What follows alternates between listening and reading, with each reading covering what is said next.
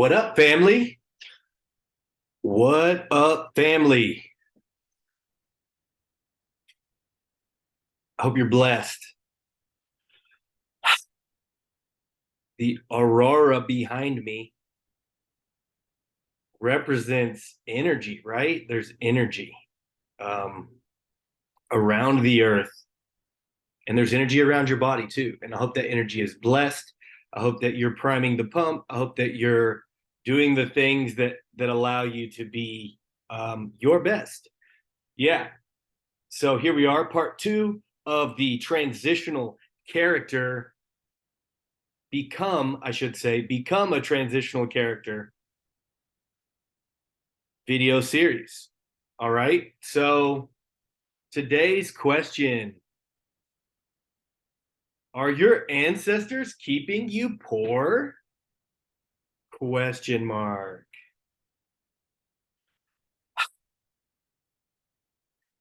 So yeah, in your first 7 years of life, you adopted financial beliefs, strategies, if you will. It's just an operating system. You have a financial paradigm. It's how you operate. It's your beliefs about money, and the world today is not at all the world it was 50 years ago as far as access to wealth and opportunity. Opportunity is greater than ever, and that's such an amazing miracle to really think about. The power you have in your pocket and how you can reach people, and how you have a way of working that wasn't available before we had some of these amazing technologies. Okay, so your ancestors, maybe direct parents, maybe it was your grandparents, maybe the point is it can go back again and again and again, generations deep. But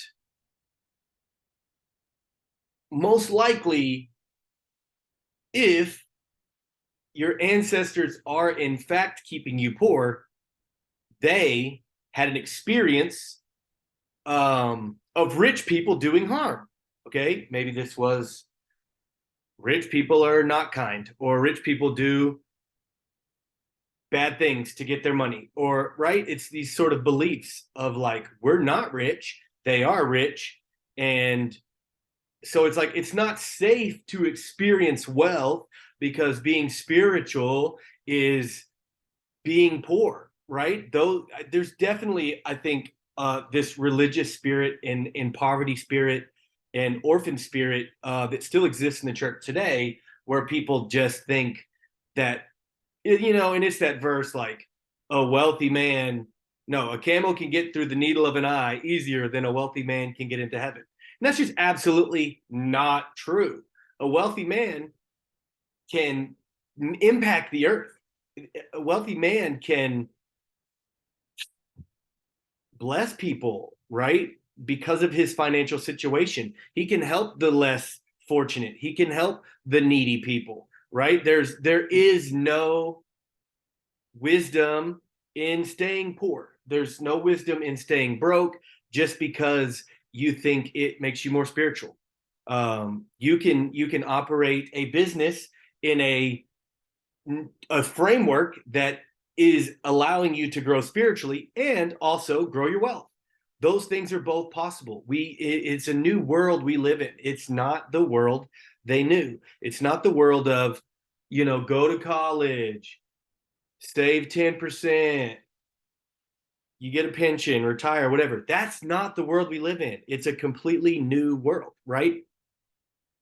So yeah, there may have been some reason that your ancestors found value in remaining poor. And you can be rich in spirit and be poor. You can be the richest people in town when it comes to joy. You can be a joy billionaire and be broke, right? But it's kind of less likely because, well, number one, being wealthy doesn't make you a bad person, okay?